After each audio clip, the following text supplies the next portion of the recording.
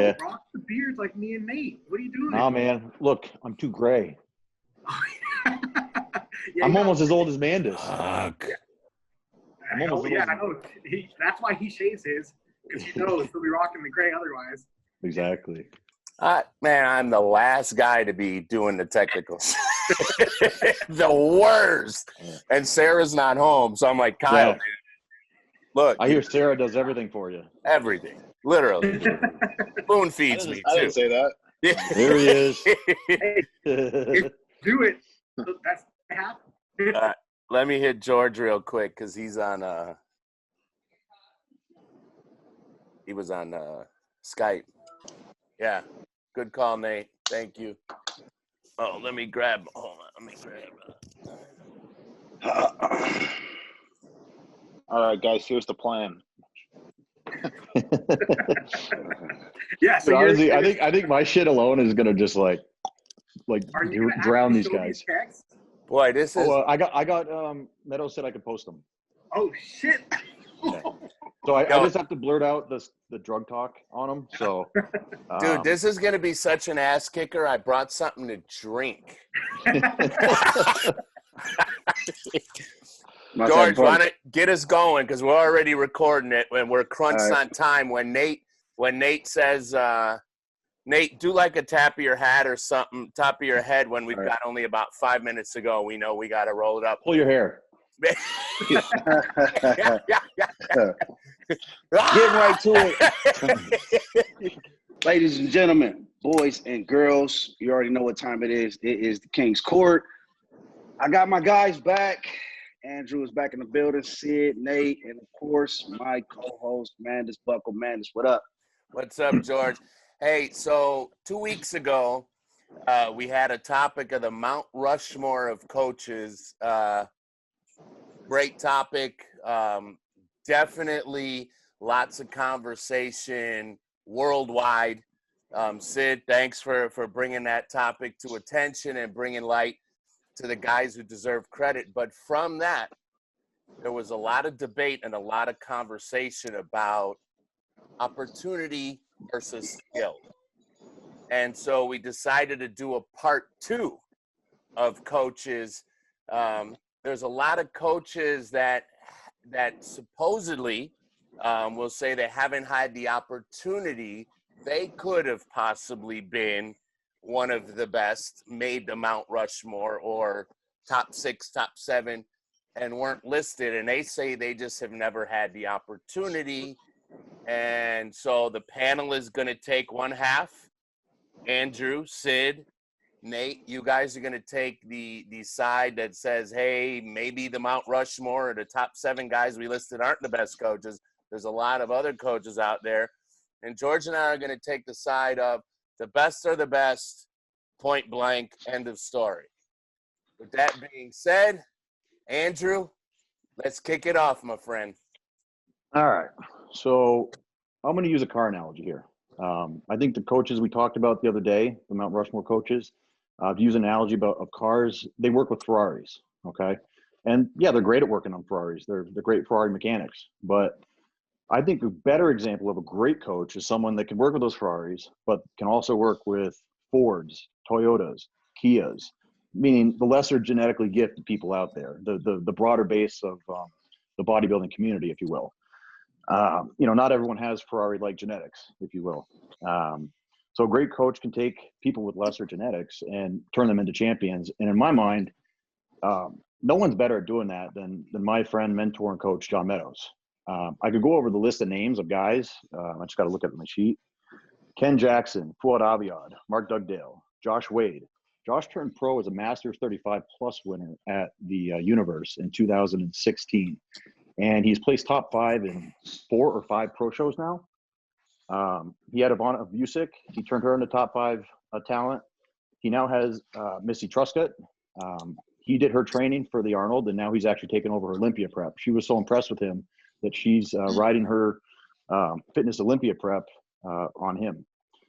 He still does Sean Clarita's training, and he was also part of Sean Clarita's rise over the last few years before he switched over to Matt. And everyone also remembers Antoine Vallant. He's turned out to be a great talent. he was with John early on in his career. And I think most people know what really held Antoine back was his substance abuse problems over the years. And I think he would, attest to that. So he's done some really good things with some good athletes. Additionally, here's some athletes, we talk about, the opportunities and how maybe, some coaches just aren't getting the opportunities. Why aren't they getting them? I have kind of like my ear to the ground a little bit, and I get to talk to some people about some things that maybe other people don't. And in one situation, I can think of 3 athletes that were working with John or wanted to work with John, and then were told not to, or that they couldn't based on their contract with Redcon One. Luke Sandow, I don't know if anyone listened to the podcast about a year and a half ago, where he discussed how he was very happy with John after working with him for a month. He praised him, how much time he spent with him on the phone. And then within a few weeks, he was told he had to go back to Chris. And that was, I should also say that at the same time, he had a contract with Granite Nutrition, John's company. And Aaron came in and gave him a better contract and said, part of the deal is you need to ditch John. The next athlete, I'm going to botch his name, Blessing Awadabu. I don't know if I said that right, but everyone knows the boogeyman. The boogeyman. Exactly. He left Neil Hill, was working with John for a few weeks, and I have text messages to prove this, him saying how happy he was working with John. And then Aaron put the kibosh to that as well and told him he couldn't work with John anymore if he wanted to keep his contract. They actually went out and found him another coach. And the last athlete, who's also a Redcon sponsored athlete, is Steve Loris. Steve had voiced his opinion about wanting to work with John. And then my understanding is that Aaron came in and said, no, you need to work with Neil Hill if you want to keep your contract with us. So some of the stuff, I do have some text message proof that we'll put up in the board, and people can kind of, decide for themselves based off what they see. But I just think in terms of opportunity, these are 3 guys that, are top tier athletes, especially, Luke Sandow, unfortunately, who's not with us. But I mean, he took Dexter Jackson right to the final posing round down at Tampa last year and got that 2nd place. And Steve Loris, we've seen what he can do on a classic physique stage. I think, he's going to be pushing Chris this year, as he has the last 2 years. So, John's just one of the examples I can think of. There's others too, but, in terms of opportunity, what else you guys got? Okay. So I don't want to make this specific to specific coaches. Okay. I think we need to be careful there. However, I will rebut to your bringing up a particular coach and particular situations. We have to remember, first of all, in no way is us voting on the Mount Rushmore, the greatest coaches of all time, slighting the slew of other great coaches that are out there. When you're talking about the best of the best, there is always going to be 1 or 2 or 3 people that we can all give a great pitch on why we believe they're left off. The same thing happens in the NCAA college football tournament every year. So let's start by saying that none of these coaches that we're talking about are in any way slighted or disrespected. You can only fit 4 on Mount Rushmore. With that being said, let's talk about opportunities for a second, because that's what you're basing that basically your pitch on. John Meadows is as good as they get when it comes to social media. And in this current day and age, social media is the best opportunity to get athletes other than word of mouth, personal recommendation from other top tier athletes. So at the end of the day, if you have one of the best social media networks worldwide, and you have this unbelievable coaching ability, besides the 1 or 2, the 2 or 3 people, 2 that you just recently named, Steve Loris and Luke, rest his soul, we don't have any other top tier athletes that are going over there. And my question is, why? And my understanding and my total belief is cream always rises to the top, okay? If somebody is a phenomenal coach, which means they have to have the ability to be more than an X's and O's guy. Coaching is about how you get along with your athletes, your communication ability, and then obviously your knowledge on supplements, your knowledge on nutrition. It's a combination of everything. So athletes, great athletes, go to the best place that they possibly can, because a coach is either producing one, results, or the fraternal order of brotherhood, which are elite IFBB pros, like a George Brown who's on this panel. When they talk, they tell each other what some of their personal experiences were with particular coaches, and you see athletes then gravitate to those coaches. So with that being said, your one particular instance here, and again, I don't want to make it just about John Meadows, because I have the utmost respect for him, and I think he's one of the best there is. I just think that with those criteria, that blows your entire debate out the water, because he has the greatest, one of the best social media presence in the entire world. So he would have the ability to have droves of people come to him, and everybody in the industry knows John Meadows. Every single Olympian athlete and Arnold Classic athlete in every single division knows John Meadows. They also know pretty much all the other top athletes that we're discussing.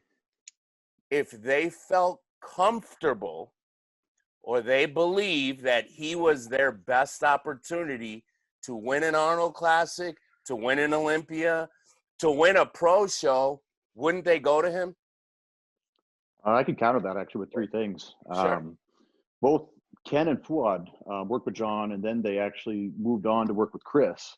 And then they eventually went back to John after working with Chris. Mm. So I think that kind of, knocks that point out. That Well, wait. What's the point there? I'm not sure. The point is that Chris isn't necessarily the best for those guys. That wasn't my statement. We were talking about opportunity, and I said John Meadows has all the opportunity in the world. He has one of the best media. I can counter that. Influences. Okay. So there's plenty of people out there with huge media followings. Like I can think of a kid who has like 3 million followers, Jeff Nippert, who also coaches people. His media following blows, I think, anyone out there out of the water. Kid makes like $50,000 a month off YouTube. You know what I mean? Why isn't he getting top athletes? So I don't think the social media and the YouTube and the Instagram, I don't think that necessarily plays into it too much. I'm meaning having access as an opportunity to have access to people. We're saying that, but I don't think it doesn't mean that the guy is not known. And then the second thing, like I said, is top tier athletes talk to each other. George, do you guys talk? Absolutely. I definitely know who John Meadows is. He works out in my gym. So it's the only reason I'm bringing up those two things is because those are the two best ways that we currently know for coaches to gain athletes, correct? Social media presence, so then people get to know who you are. Well, three things. The results that a coach produces, the second thing. And third, word of mouth from other top tier pros. I'm just disputing, this is nothing about him compared to somebody else. I'm disputing the fact saying he doesn't have opportunities. He has all the opportunities in the world. Why do these athletes not go there? Well, I'd like to say something. I think we're missing a part here is a lot of these great coaches that we've talked about, they have something that we're not talking about, and that's like that likability, their sales pitch. A lot of these guys have been built because of certain athletes, and, bodybuilders are vulnerable at times, and there's some guys that have come on the scene because maybe they scooped up and grabbed someone that was already sort of the next in line to turn pro or the next in line to win a pro show. And I can think of a couple of guys, I won't name names so we don't go there, but that have sort of, drawn guys in when they're vulnerable and say, hey, I can do this and that for you. And they're great at sales pitching, you know what I mean? And that's, I can think of a big thing because it creates that opportunity that we're talking about, you know what I mean? Like, would we know? No, George, go ahead, Sid. I'm talking. You got a response there? Yeah, I think part of it is that the industry. Hold on. Nate, now George, you got something? Well, at the end of the day, people say that all the time, oh, you sharked my guy. You know, you came in and you offered my guy something, and the guy took the offer. That's what it sounds like to me. So, you know, if that's a guy's approach to getting people, but people are going and accepting the offer, they can say no, they can decline. But it's something about that person, whether it be a pitch or whatever, that's making them go over there. You know, you mentioned Ferraris. You know, everybody don't get to work with Ferraris. You know, That was my point. well, I don't mean it like that. I don't mean it like that. You have to be a special type of person to mess with a Ferrari. You see what I mean? You have to get up to that level to be able to mess with Ferraris. And if I go down to a different level, right, I'm going to be able to do that because I deal with Ferrari. So if I'm a mechanic and I'm good, you know, I'm good on normal cars, well, I may be able to, you know, make a Ferrari run because I understand it, but I haven't dealt with multiple Ferraris. So I'm going to here's go my to question. the Ferrari Here's my question. Do we Not think the these up-and-coming top tier do we think these top tier coaches that we've discussed could take an average genetic person, and we're not talking about making an Olympia champion, that's out of the question, but could they make them a champion the same way some of these other coaches who have more? Absolutely, without a doubt. That's like saying, can Nick Saban be a good coach at a D3 school? Correct. Come on. I don't think Yes, it is. You guys keep going football. Like, it's not the same thing. It's coaching. That's what you're saying. Coaching is coaching. Yes. Coaching I think it's a little. I think our sport's a little bit different in that. Very little. I think a little more than very little. Okay. Let's go boxing. It's 1-on-1, right? Wilder wants to work with Floyd Mayweather right now. Why? He doesn't like Floyd Mayweather, but he's going for the skill. He's going to the best person that he can learn from. There's plenty of other great trainers out there. You want to go to the best. And for whatever reason, that person that the people on the Rushmore, we're saying they're the best for a reason, through track record. Because they are taking those elite athletes and they're getting them over the top. But do you think the average Joe couldn't get Michael Jordan over the top, but Phil Jackson could? Correct. Do you think the average Joe, though, is going to get the same amount of attention that top 5 Olympia? See, now you're changing. Now you're changing it. No, the coach and client relationship. Yes, correct. Now you're saying that every coach and client, every single one of those coaches that are at the elite level started at the bottom.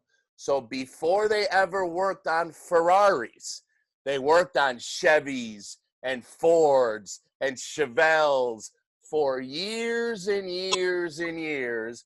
And as they produced those inferior cars and brought those inferior cars to be able to run good races, they then got the opportunity to work on better and better and better cars. I'm going to give you a few examples. I'm going to give you back a few before examples. That, who did Chad work with before? Who did Chad work with before his wife? I'm going to give you a few examples of that exactly. So let's start by, do we agree that probably the most impressive thing for a coach to do is to take an athlete from the NPC level, right? An athlete who hasn't done anything yet, and take them all the way to the top to, say, multiple pro wins or an Arnold title or an Olympia. Depends where they're at in their NPC career. Are they already, like Ray said, are they on the I don't even mean national level. I'm talking regional level, teenager. Okay. You know, a non-top 5 national level NPC. Gotcha.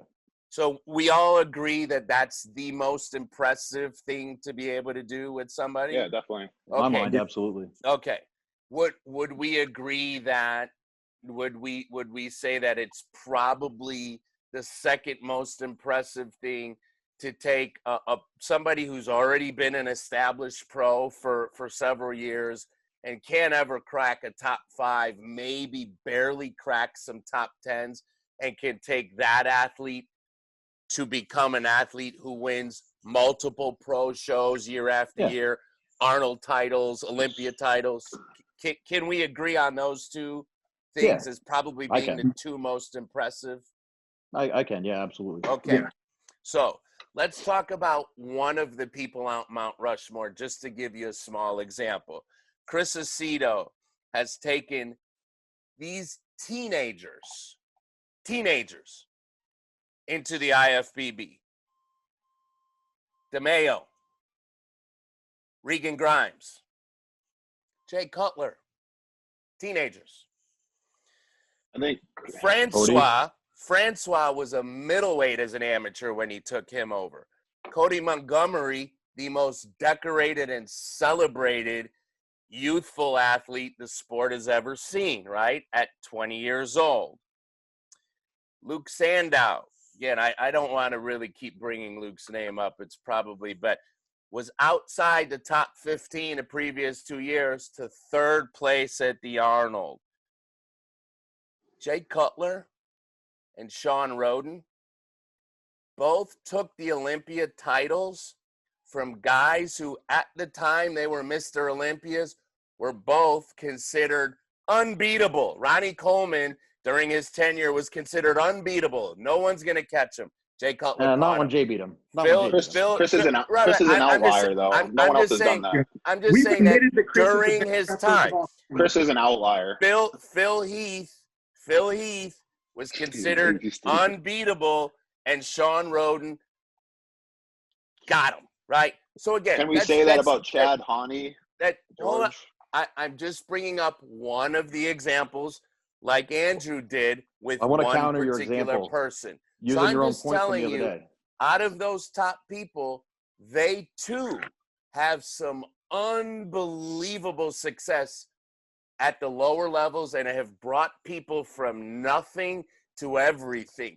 Don't tell me anyone said Jay Cutler as a teenager was automatically going to be a Mr. Olympia and a four-time Mr. You know what I'm saying? I think we look at the Flex articles.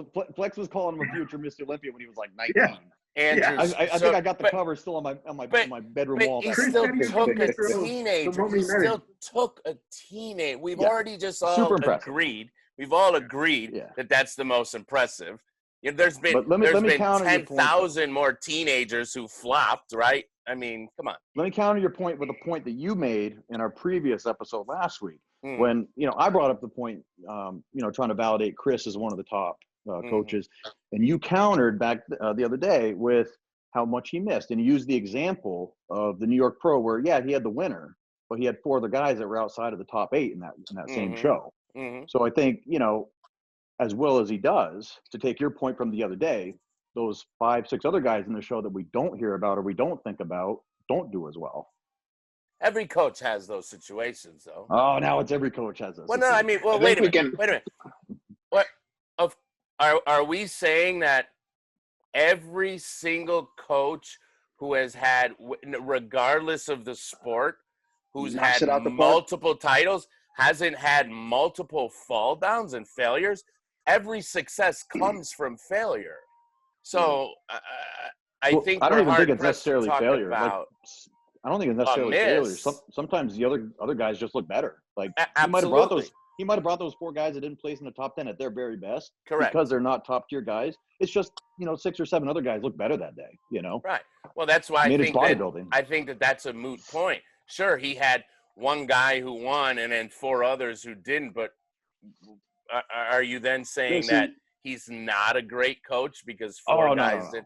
Right. I was the one arguing for him the other day. You were arguing against him. Well, no. My point was about he doesn't always hit with water pills. That there are some people who disagree. And not every physique works the same with water pills. This is strictly about the coaches because, again, we've heard a lot of conversation on the boards about, well, every coach would be able to coach those great athletes. That is the most ridiculous thing I've ever heard in my life. If these coaches were superior coaches, why do the athletes not go to them? The best one to work. Hold on, George. Let them answer, please. Okay. First, I want to say, Sid, do you think that you've been through Andrew's peaking protocol? You've been around with a lot of his athletes. I saw you guys hanging out together at Junior Nationals. Do you think Andrew would do a worse job peaking Phil if he was given, a year or so of working with him? Do you think Phil would show up looking as good on Friday night at the Olympia or better than he normally does on Friday night? No, it just comes down to opportunity. What it is Phil is probably comfortable with the coach he's been with since the beginning of his pro career, and so he's going to stick with them. He's going to stick with what's brought him success so far. And that's the thing with all these other coaches.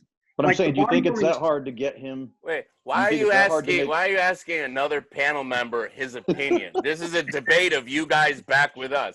his opinion on one particular coach is not relevant to the debate, is it? I personally, I don't think it takes a rocket scientist to make Phil look the way he does. That's my opinion. Okay. I think Haney's good at what he does because of the body of work that he has, but I don't think the one athlete using one of the most genetically gifted athletes of all time necessarily makes your point. You know what I mean? Okay. I think there's many other men or guys, coaches that could have brought Phil in to 7 Olympia titles. That's just my opinion. Your argument right now is the same thing we hear in every sport. Was Tom Brady as good as he was because of Belichick, or Belichick because of Brady? Who knows and who cares? Let's not go there. Matter. You got 2 New England guys up here. No, it doesn't matter. Hani is who Phil was most comfortable with and who did win 7 Olympias together. Absolutely. So props to him. The whole reasoning of, well, 10 other guys could have, they didn't, and we don't ever know if they could have. So that's really not relevant. It doesn't make any difference. We're talking about, are these coaches really elite? And you guys continue to say, well, there's a lot of other coaches who are great as well. Let me give you another point of view here. Okay. For the last few decades, okay, how much money are we talking about? For example, a New York Pro win, an Arnold Classic win, an Olympia win. How much money do these athletes win? 80,000, 150,000, 250,000, $400,000. So let's go ahead and take right out of the equation then at that level who they feel most comfortable with. At the end of the day, it's a job, right? And that's a lot of money on the line. Am I right? Sure. Okay. Would any of the 3 of you hire an inferior person to help you win $250,000? No, would you but hire, that's not, hold on. Would you hire? That's not even, would you hire who you? that's not the point. Would you hire who you think gives you the best chance to win, or someone who you don't think is giving you the best chance to win, but you think, well, I'm comfortable with them, or somebody else said they might be good, or they had somebody else win. I don't think they're that good, but I'm going to hire them anyways. Is that really what you would do? But if you're already winning, why would you switch coaches? Or if you're already what do you mean already winning? Whoa, what do you mean already winning? I'm not talking about Phil. I'm talking about every single one of the. Forget about Phil. But what coach has ever changed their coach after they won an Olympia? Yeah. What athlete has ever changed their coach after they won an Olympia and Arnold Classic? Like in that year? Are you saying what coaches or what athlete has ever? We just talked about dozens of people. Hani has won with dozens of athletes. No, that's not my statement. What athlete has ever? Of course, Phil's not going to leave Hani after they have 3 Olympia wins. He didn't win the Olympia. Well, you just asked me for one. I gave you one. Well, to go off of that, can I say something? Oh, none of you guys answered my question, though. That's all I'm going to say. I asked you a very simple question. You go with the person that you feel the most comfortable with the skill set that they bring, and you feel is going to give you the best chance to win. To win your $250,000 or your almost $500,000, or even if it's the Mr. Idaho Potato Classic that they like to bring up all the time. So whatever you're gonna hire the best person that you believe gives you the best chance to win, right? Yes. Okay. And that's probably going to be the person that you've been working with for multiple years and had at least some level of success with. All of these coaches had athletes that came to them, right? So you can't say all their athletes started with them. They eventually got hired. I'm rebutting this Sid. He's basically saying, well, of course they stayed with them but they had to be somewhere else first. Phil started his career with Hani. That's one guy. That's 2 guys. What about Ronnie? Ronnie's first. He had no other coach, right? Other than what, Brian Dobson from the gym, helping him out with the workouts. Correct. Okay, so one coach. And what did Chad do with Ronnie? He went from nothing. He was getting smoked for years. He gave him some cell tech. He was also natural when he turned pro. But can we really? Okay, I love Chad. Chad's a fantastic coach. But do you think that part of it was that Ronnie crossed over thresholds that he hadn't crossed before when he got with Chad? You guys are talking about hypotheticals of might have been, could have been, what if. I don't understand. It's not hypothetical. He's admitted that he never used anabolics until he worked with Chad. Well, what I'm talking about is saying that this is a guy.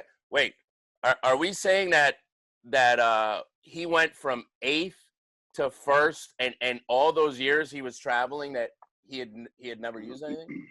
You want to knock the other guys, the coaches that we have up for getting the opportunity and then capitalizing on Right. I'm not knocking him. Not knocking him. No, we're not knocking him. Not knocking. We're saying there's other guys that when can equally do as well with those opportunities. And what I'm saying is, go ahead. If Andrew, right, if he gets that guy that you say that they don't get the opportunity, and he takes that guy, right, over the threshold, and then he continues to do that, then maybe one day he can end up there. I'm just using him for example. Yeah, right. But that's how it works. And continuing, correct. That person has to fall into your lap. It has to happen to somebody. But then if it happens to you, are you saying that these coaches can do what the guys that we're saying are doing?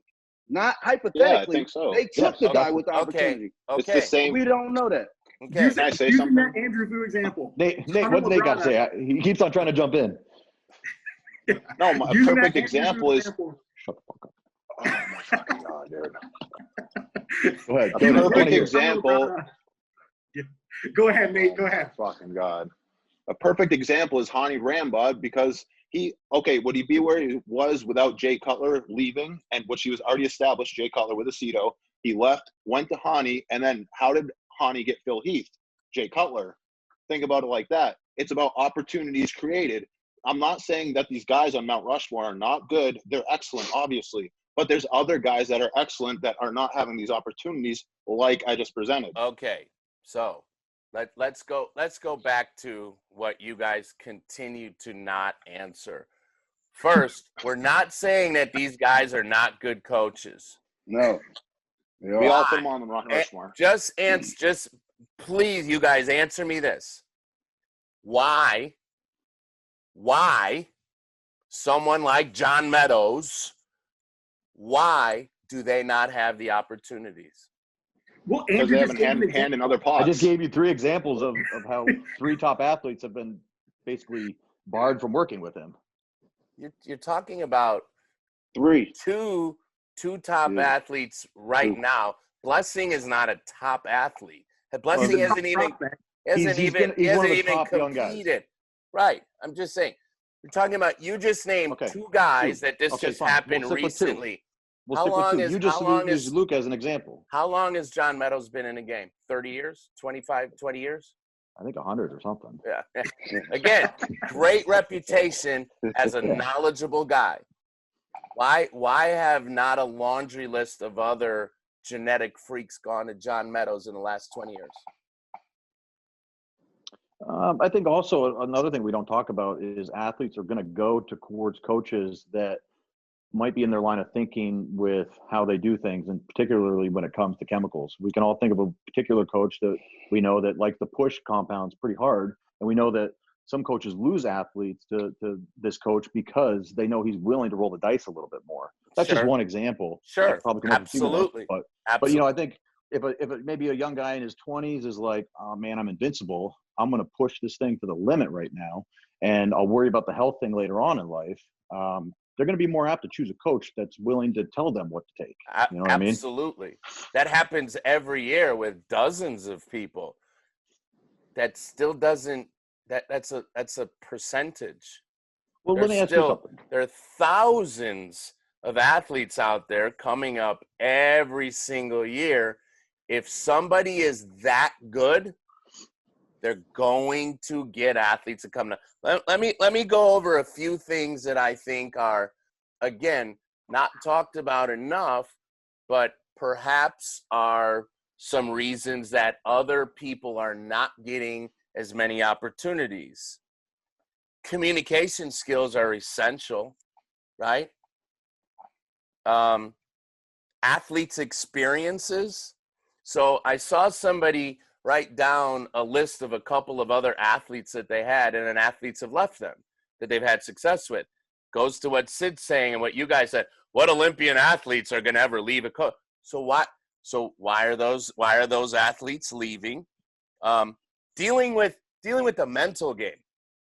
We know, especially in bodybuilding, athletes in general, but especially in bodybuilding, probably the hardest thing to do is deal with the psyche of an athlete, not only going through the prep in the last 4 weeks when the body fat percentage is that low and they're trying to deal with everything else and all the pressure on top of trying to win the money. Some people don't know how to handle the psyche.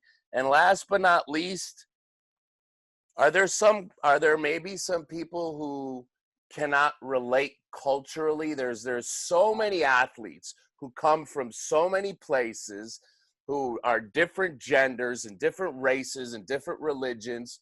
Are there also some people who cannot connect culturally with other athletes, so those athletes stay away from them? We've heard in other sports all the time, man, that guy's getting too old. He can't relate to the modern day athlete. Just another example. These are other examples of things that play into coaches having the ability to draw athletes and athletes feeling comfortable going somewhere for them to find success. Those all matter. And if we're talking about coaches who for years, over and over and over and over again, continue to not get some of the top opportunities, at that point, I have to say those coaches have to look in the mirror and say, why am I not getting those opportunities? Perhaps it's some of those things I mentioned. Because if we're all claiming they're great at knowledge and understanding nutrition and supplements and training, is it maybe something that I just mentioned? I don't know. I think the biggest factor in why these newer coaches or less prominent coaches aren't getting these athletes is because of like the age of the industry. The coaching industry became big in probably the 2000s. It started in the 90s. And those guys who pioneered that, like who we have on that Mount Rushmore, Sandow, Chad Nichols, etc., all are still active now. So you're going to find the best athletes through word of mouth are still going to go to those guys. But now that we have social media, like you mentioned, we have some marketing, newer guys have more of an opportunity to get in with those athletes, you know. But at this time, given that all those great coaches are still active, those Mount Rushmore coaches are active, it's unlikely they're going to switch from a tried and true coach over to somebody new. It's not worth the risk. You're talking about, like you said, 80 grand, 150 grand, 400 grand. Okay. Why would you risk that on something totally new? I'm gonna blow that up real quick. Matt Jansen, Andrew Vu, Dorian Hamilton, all relatively new in the last, whatever you want to call it, 5 to 7 years. All started at lower levels, coaching people. All now, all of a sudden, having all kinds of opportunities all over the place. Where those guys are eventually going to go is going to be predicated on what? What they do with the athletes that they've had the last year or two, this year, next year, the next couple years. We are then going to judge them off of what they do off of those people, aren't we? 100%. You're supporting my point. No, actually, I just blew it up. I just gave you other up and coming coaches who earned their opportunity, right? Because they worked with newer athletes, and now they are having some better athletes, some better genetically gifted athletes who in time are going to have the opportunity to be elite. They created their opportunity because they earned it. Guys didn't just go. That's guys not going to Hani and Aceto because for whatever reason, those people believe that those coaches will give them the opportunity. We can't judge those coaches until we give them a few more years, right? We can say they're up and coming coaches. We all have Andrew Vu and Dorian Hamilton on our list of people, Matt Jansen, of list of some of the best coaches currently, but they're not Mount Rushmore yet. but they're getting the opportunities, aren't they? Yeah. And part of the reason who's crying to say they're not getting opportunities? Well, I'm just saying the opportunities are created. Like with Matt Jansen, would anyone have given him a chance if Justin Compton didn't start out with him? Sometimes it takes one of those big name people, because then he got Dallas McCarver because of Justin Compton. So I'm saying, like, people have skill sets, but it's, you know what I mean? These opportunities are created because of something like that. Absolutely. You not agree? That's the point. Justin Compton was plenty of people that don't have those opportunities. Justin Compton was not a get those superstar opportunities when he He started. wasn't. Justin Compton Justin He was pretty damn good. He was pretty good, He but he wasn't was not. what? He was with RD Cardwell. I know RD. He was in the same class as RD. Yeah, but everyone in could the see that he had a NPC. lot of potential. Yeah. Right. Correct. Everyone knew he was going to be a He's pro. been competing like for 2 Fat years. Yeah. He had a lot of potential, but that didn't mean he was great. And are we saying that Matt Jansen didn't earn his opportunity by working No. with a lot of other people? I'm not saying that, but sometimes it's luck of events. Like, sure, sometimes. Generally speaking, though, numbers work themselves out, and cream always rises to the top. Always. So if there was a group of, let's say, 10 or 12 great coaches. Now, again, I'm not saying that these coaches are not really good, but if your guys' claim is these are excellent coaches who could do the job just as well as Aceto or Hani or Nichols, where are they? Where are their results? I think the next 20 years, we might be having a different conversation about the Mount Rushmore coaches.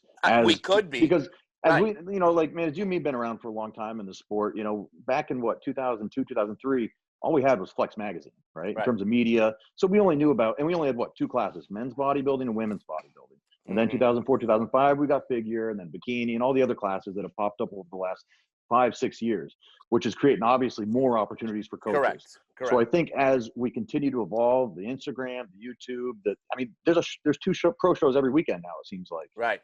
There's an NPC, there's 16 NPC shows across country every weekend. That's more opportunities for coaches. And I think as we evolve this sport, as it continues to grow, hell, The Rock's getting involved in the sport. Yeah, the biggest, right. Marketing guy in the world right now.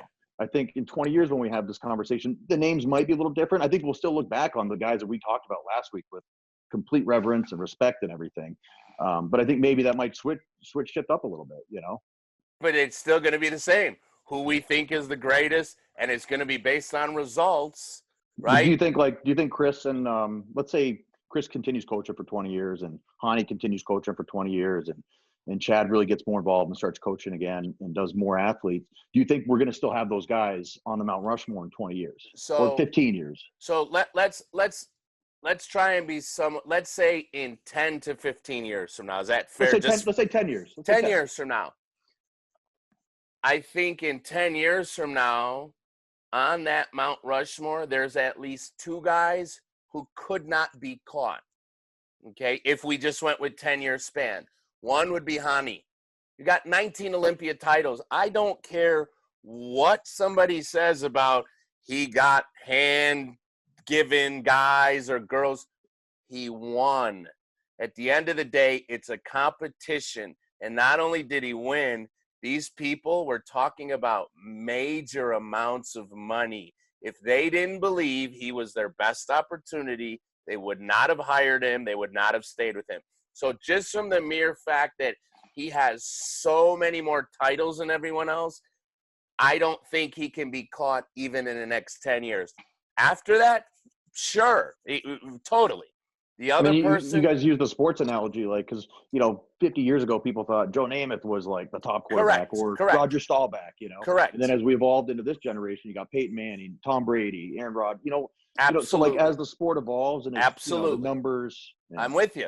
That's why I'm saying maybe after 10 years, sure. I think you're going to have more people that now could we start all of a sudden debating, well, he has 19, but there's 5 guys who have 12 or 13. Some of those people we might say are close enough in titles but have done other things. But just from his pure numbers, he can't be caught. The other person I think that can't be caught is Aceto. 90 wins, 31 different athletes. like I listed earlier, how many of those people were teenagers? And Aceto isn't going anywhere. That's if we cut him, at the end of this year. I don't see him going anywhere.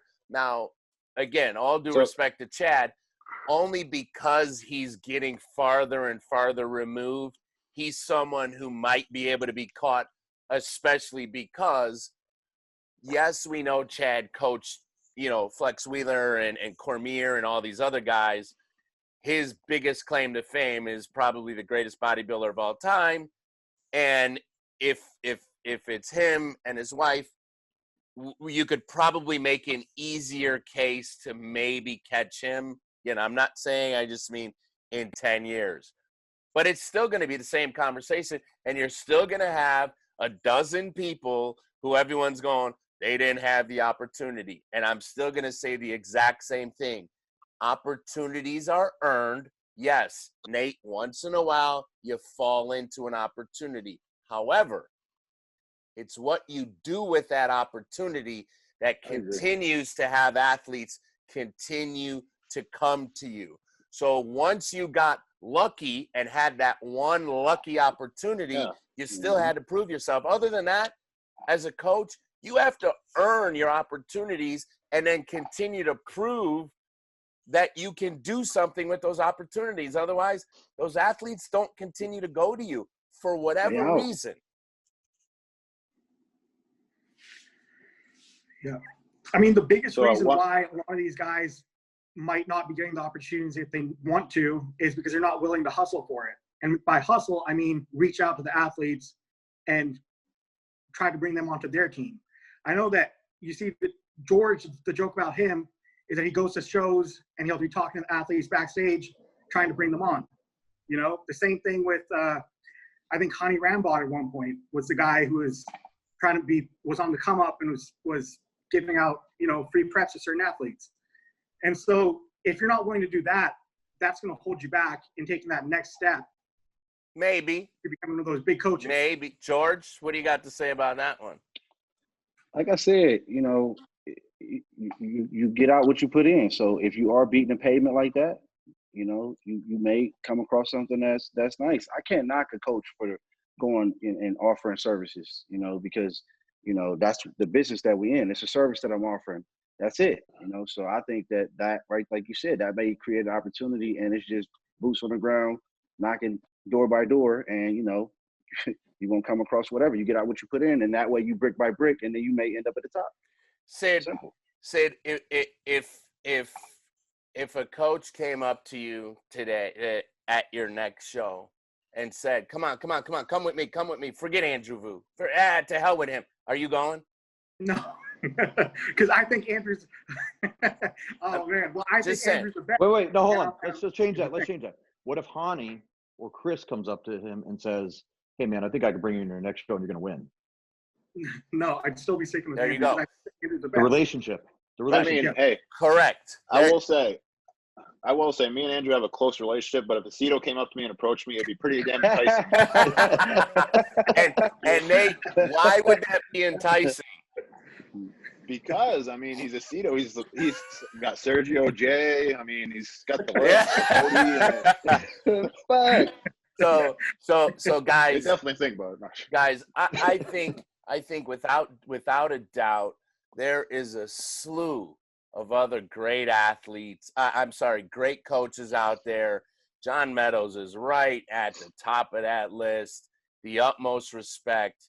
We can go around and around, and we can all drop a few names, but at the end of the day, it's a competition, and your results are what matters. And there's a reason that some people have more opportunities than others over an extended period of time. Sure, in the beginning they're new, but opportunities are earned. Once in a while, you fall into a lucky opportunity, but you still have to produce with that opportunity. And we all also have heard or seen stories where coaches have tried to talk other athletes into going with them. And if that relationship is solid, they're not going anywhere. I use one simple personal example because I don't want to make this personal at all. But Brandon Hendrickson, now we're going on 7 years. Okay, has been asked by almost everybody under the stars and the moon. Hey, come! I'm talking from ex-girlfriends, coaches who are regional people to some of the best in the industry. And Brandon is the nicest guy and will have a conversation with anyone. At the end, he smiles and says, "Thanks for the talk, but I'm good," because he doesn't feel he needs to go anywhere. Now, that's a situation like this where I'm nowhere near that conversation, but he feels that I am the best for him. And that is the personal element in sports that you guys seem to be forgetting.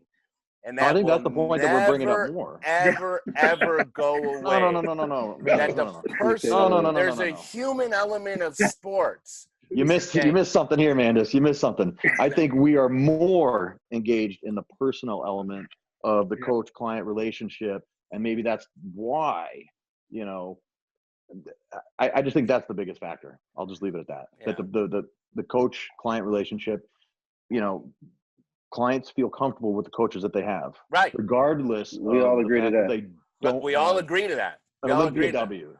Okay. Right. But that's what I'm saying. And those opportunities to continue to get top tier athletes comes from your results, word of mouth from other athletes, and people who are looking for a coach having accessibility to find out who you are. None of these coaches that we're talking about are hiding under a rock. They're all known.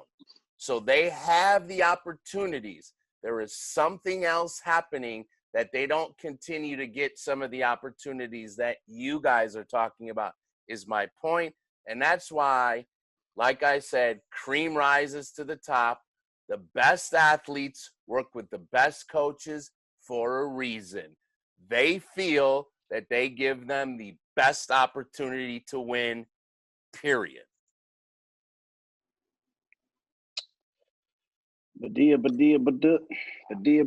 That's all, folks.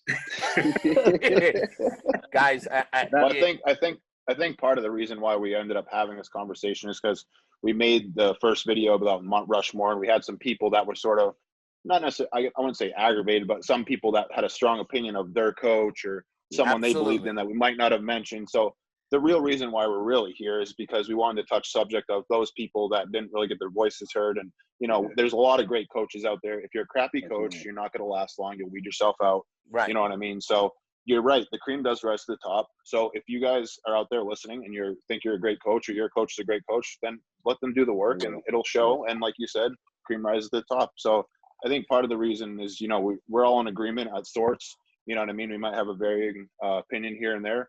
But if you're good, you're good, and it'll show eventually. Sometimes it might take longer to unfold that, you know what I mean? And sometimes it might take less work, but it's all about, that's life though, right? It's all about situations, you know what I mean? So I think that's pretty much why we came on here to have this discussion. And I really enjoyed it, and I think it was great. Well said, Nate. I think we might have to follow this one up in a few weeks of current coaches, but across all divisions. Current That's coaches some feelings, Mandus. across all divisions. And just so these guys and girls out there all know that, listen, we love the sport. This is healthy debate. We have the utmost respect for you guys. Everybody. Let's go around and each of us name 2 or 3, 4 people that weren't on the Mount Rushmore that we all highly respect and that we would all recommend to all you viewers out there who are all over the country or all over the world, coaches that you may work with that we all have nothing but the utmost respect for. Andrew, why don't you kick it off? I think you already named your first guy, right? Yeah, I mean, I have obviously a close personal relationship with him, so I'm gonna push him all day, John Meadows. Absolutely, but, absolutely. You know, I'll give you 3 other great coaches that I know personally that do a great job with high caliber athletes and, you know, more regular genetic people. Chris Tuttle is one of them. Shane Hewley and Johnny Castellina.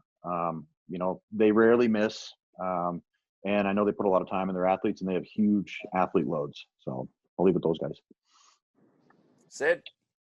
Yeah, Andrew Berry, great guy, great coach on the panel. Thank you. I know if you look at Nate Spear, he had Nate from the very beginning of his NPC career, and now he's a top national level athlete, you know, and he's got multiple guys he's built from scratch.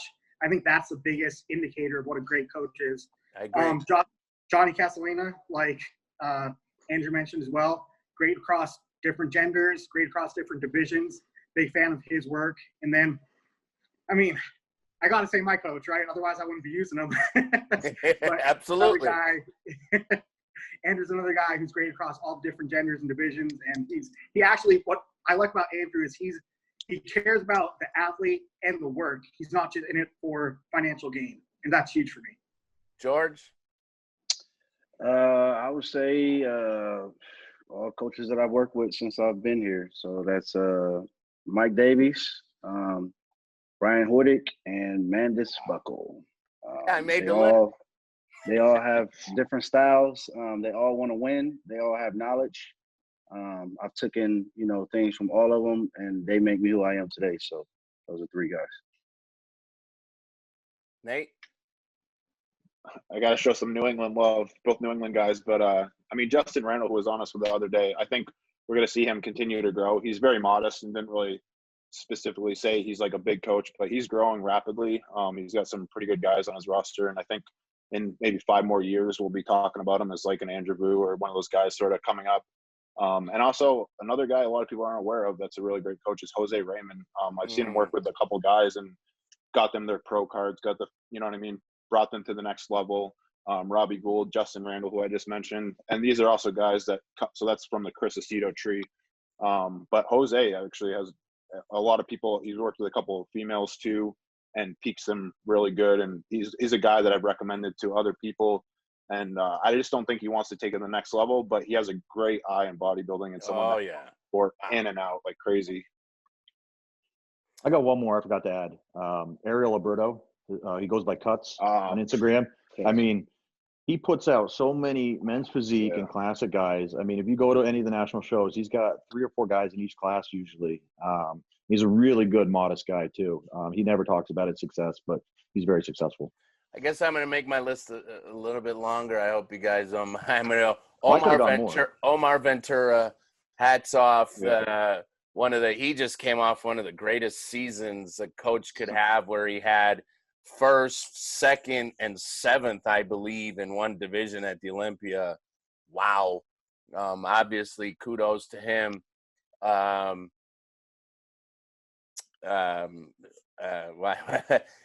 Kim Odo. It was too many, Sid, and I said, I got to.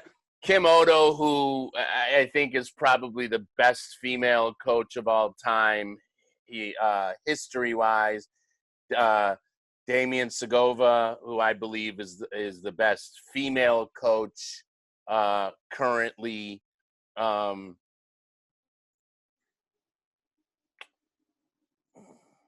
think Matt Jansen's a hell of a coach. I think Shelby Starnes is a hell of a coach. So there's quite a few people there that we have nothing but the utmost respect for you guys.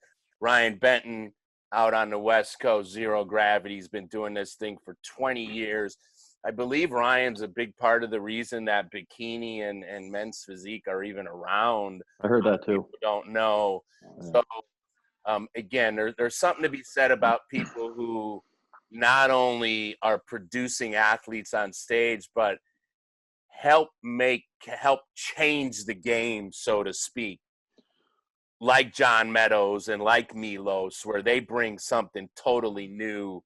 So we just want to thank all of you there's more, but we only named Ryan Hinton, bodybuilding, Florida. I'd feel like an asshole if I didn't mention Dante Trudell. He doesn't actively coach athletes, right? But I don't think there's anyone out there really that's made more of a dent in the industry in terms of helping a lot of bodybuilders, not just in putting on muscle, but staying healthy as they get older. Yes, good. And his training methods. I mean, and I don't know if anyone else has worked with him, but I worked with him about 10 or 12 years ago, and the guy was on point. Got back to you the same day, loaded loaded with information. I learned so much from him. You go on his social media and it's like you have an encyclopedia, right? Yeah. Guys, you can learn a lot. Great episode. I think we come back in a couple weeks by popular demand. Guys, if you like it, comment below. If you want us to hear talking about some of the best coaches today across all divisions, let us know. We'll put it out there. If not, this is it. George, take it away. Once again, man, thank you guys. We all can agree on, go with the coach that fits you best. Like to have you guys. Thank you guys again. Like I said, this is King's Court. It's where all the info is. And we'll see you guys next time for Maximum Muscle Report. Long live the King. Later. All right, good deal.